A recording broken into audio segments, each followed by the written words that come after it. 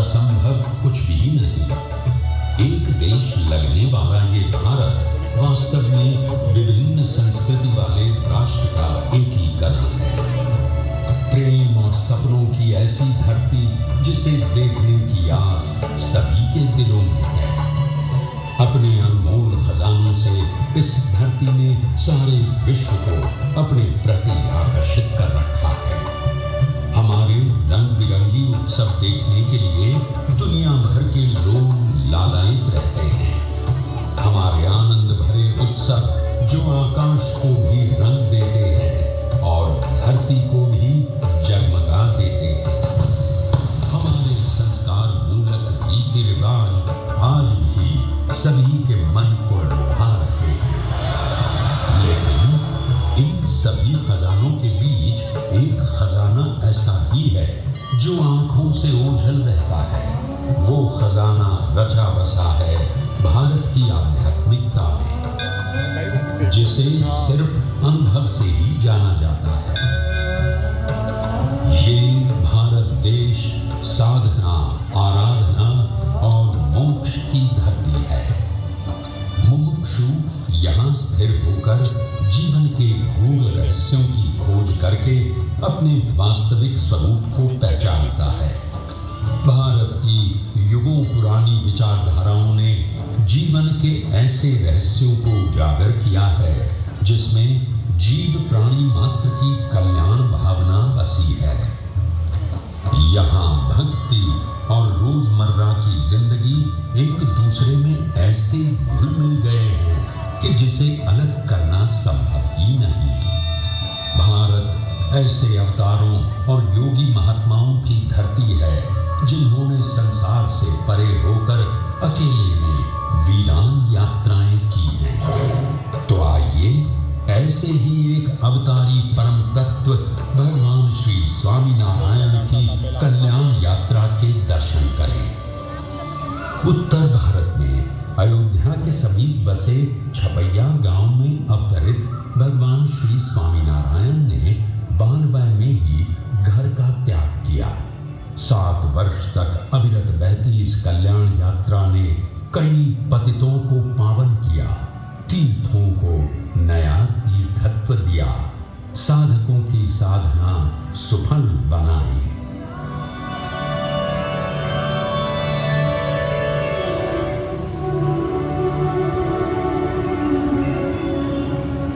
हे નીલકંઠ વર્ણી, હું તો કહું છું આપ હંમેશ માટે અહીં રોકાઈ જાઓ અને તમારા રહેવા જમવાની બધી વ્યવસ્થા જવાબદારી હું લઉં છું, પછી હું જો બનપગી અમે તો અત્યારે કલ્યાણ યાત્રાએ નીકળ્યા છીએ। કોઈ વસ્તીમાં રહેવું અમને ગમતું નથી।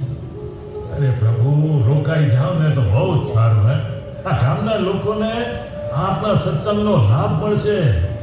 પગી આ ગામમાં તો એવો સત્સંગ થશે કે લાખો લોકો અહીં આવવા માટે લલચાશે। ભવિષ્યમાં અહીં વિશાળ અને નયન રમ્ય મંદિરનું નિર્માણ થશે।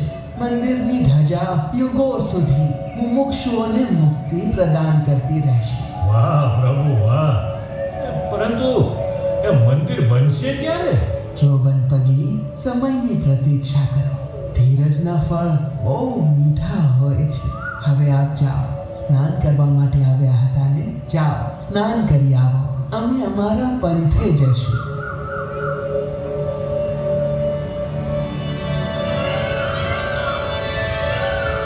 श्रीजी महाराज ने आ वड़ताल धाम अत्यंत प्रिय હતું। श्रीजी महाराजे वड़तालમાં અનેક લીલાઓ કરી સંતો ભક્તોને ખૂબ સુખ આપ્યું છે। સદગુરુ શ્રી નિષ્કુળાનંદ સ્વામી રચિત 12 બારણાના હિંડોળે શ્રી હરિ ઝૂલ્યા છે। જ્ઞાનબાગમાં રંગના કુંડો રચાવી સંતો ભક્તોને પ્રેમના રંગે તરબોળ કર્યા છે। તો આવો આપણે પણ એ શ્રીજીના રંગમાં રંગાઈ જઈએ।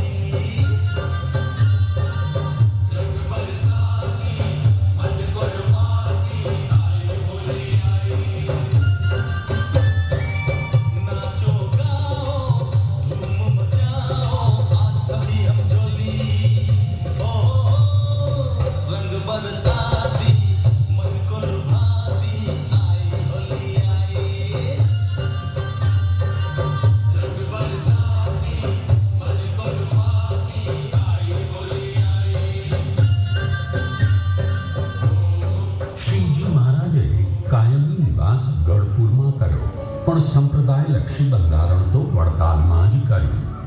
નિજ આશ્રિતો માટે જીવન જીવવાની આચાર સંહિતા એવી શિક્ષાપત્રીનું લેખન પણ આ વડતાલમાં જ કર્યું. સંપ્રદાયના સુચારુ વહીવટ માટે દેશ વિભાગ કરી 2 આચાર્યની સ્થાપના પણ વડતાલમાં કરી. ધારુ તલાવડીનો જીર્ણોદ્ધાર કરી તેને ગોમતી તળાવ નામ ધારણ કરાવ્યું. ઉત્સવ પ્રિય એવા સ્વામિનારાયણ ભગવાન વર્ષમાં 2 વાર અહીં પધારી મોટા સમૈયા ઉજવતા. દ્વાપર યુગમાં ભૃગુ ઋષિની દીકરી રમાદેવીએ તપ કરેલું. ભગવાન નારાયણે પ્રસન્ન થઈને વરદાન આપેલું કે પોતે રમાદેવીને પત્ની તરીકે સ્વીકારશે અને ભવિષ્યમાં અહીં મંદિર થતાં રમાદેવી સાથે કાયમી નિવાસ કરશે. આ સ્થળે એક વિશાળ બોરડીનું વૃક્ષ હતું. શ્રીજી મહારાજે આ જગ્યાએ મંદિર બનાવવાનો સંકલ્પ કર્યો અને આજે પોતે સંતો ભક્તો સાથે મંદિરનું ખાતવિધિ કરે છે. એક નંબર બના છે. હે સંતો ભક્તો, અહીં ભવ્ય મંદિર બનાવવું છે. આ મંદિર સારા એ સંપ્રદાયનું કેન્દ્ર બિંદુ ગણાશે. અમે કાયમી અહીં નિવાસ કરીને રહીશું. આજે આ મંદિરના પાયામાં અમે ઈંટો પધરાવી છે. તે વજ્રની ભૂમિમાં વજ્રની ખીલી સમાન ગણાશે. ત્યાં બાપા વાતો કરે છે એટલે વાત તો સાચી હશે. આ જોવું તો પડે હો. એ ભણે માત્ર આ બાપો વાતો કરે છે કે વજ્રની ખીલી ખોડી તે જોવી પડશે હો. હે અરે ભક્તો, શું ગુસગુસ કરો છો? કાંઈ નહીં હો મહારાજ, કાંઈ નહીં. અમારું વચન સત્ય ન મનાતું હોય તો જાતે ખાતરી કરી જુઓ. ઈંટને હલાવી જુઓ.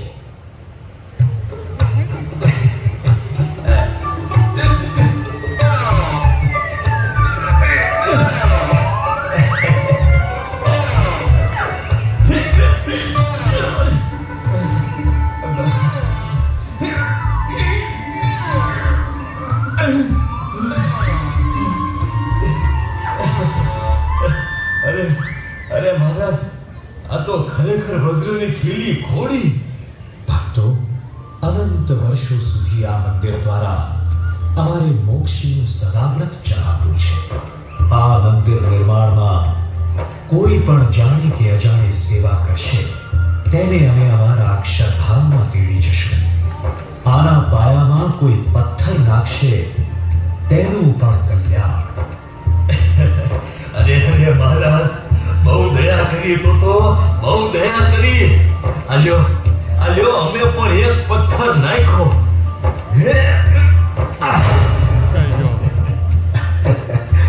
તો તમારા માટે અક્ષરધામ પાક્કું. બસ. જય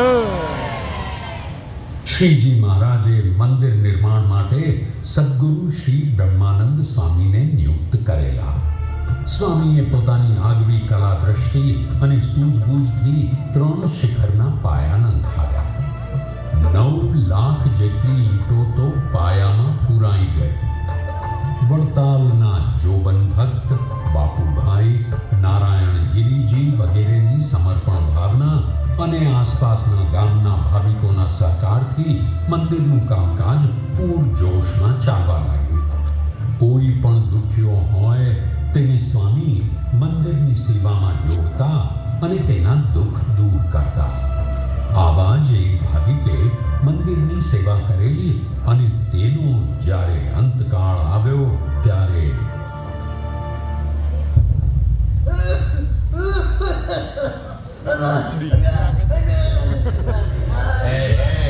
ચાલ ભાઈ, તારો સમય પૂરો થયો. દોરી ખેંચવાનો સમય થયો.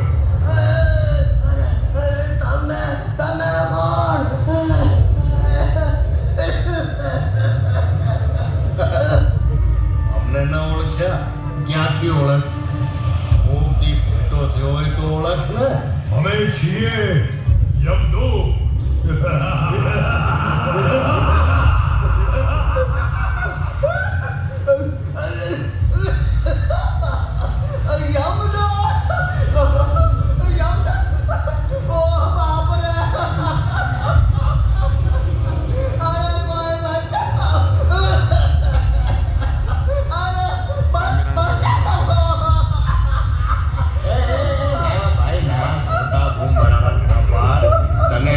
બચાવવા નહીં આવે અને આવશે તો તેને પણ તારી સાથે લેતા જશે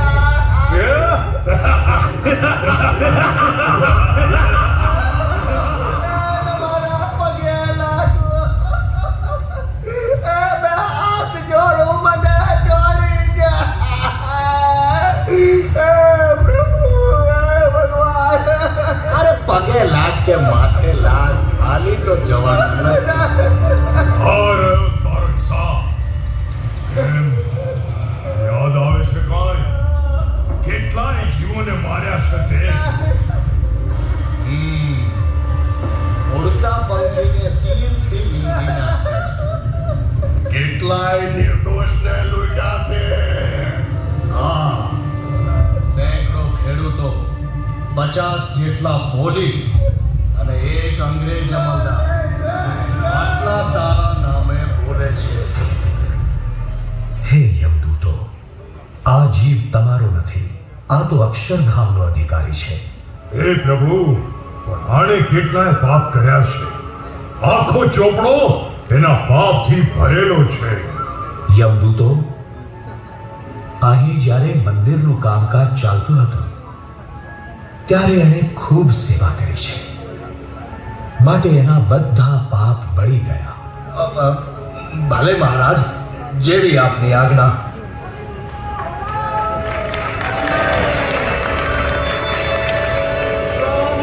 વડતાલ મંદિર નિર્માણમાં સેવા કરનારા આવા તો અનેક ભાવિકોને શ્રીજી મહારાજ પોતાના અક્ષરધામમાં લઈ ગયા. કેવળ મનુષ્ય જ નહીં પણ બળદ અને ઘોડા જેવા પશુઓને પણ અક્ષરપદ આપ્યું. વર્ણાશ્રમના ધર્મથી ભ્રષ્ટ થયેલ એક માણસ મંદિર થતું હતું ત્યાં આવેલો. ચૂનો પીસવાની સેવા કરતા સદગુરુ શ્રી બ્રહ્માનંદ સ્વામીને જોઈને ગુણ આવ્યો તો પોતે સમાધિને લાયક બની ગયો. એક વખત શ્રીજી મહારાજ મંદિરનું કામકાજ જોવા માટે વડતાલ પધારે છે. મંદિરના સ્તંભો ઉપર મૂકવાના શિલ્પોનું ઘડતર કામ થતું હતું તે જોવા માટે બ્રહ્માનંદ સ્વામી અને શ્રીજી મહારાજ પધારે છે.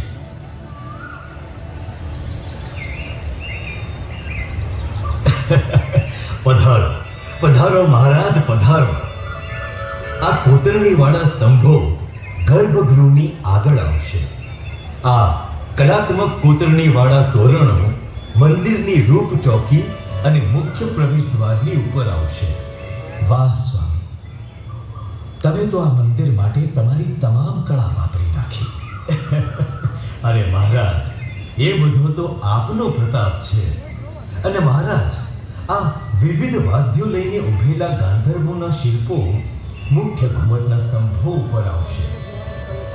વાહ સ્વામી, ખરેખર આ શિલ્પો તો સાચુકલા હોય તેવું લાગે છે, જાણે હમણાં બોલી ઉઠશે એવું લાગે છે. સ્વામી, આમ આજુબાજુ શું જુઓ છો?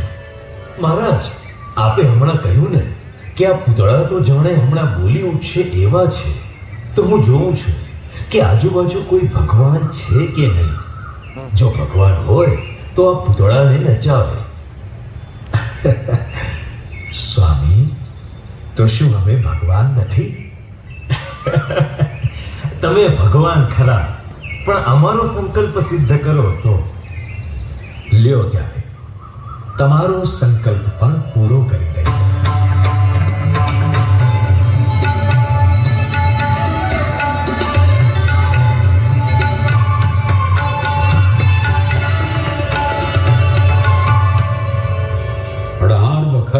શ્રીજી મહારાજ પોતે ઈંટવાડામાં પધારી 36 ઈંટો પોતાના મસ્તક ઉપર ઉપાડીને મંદિરમાં લાવ્યા હતા.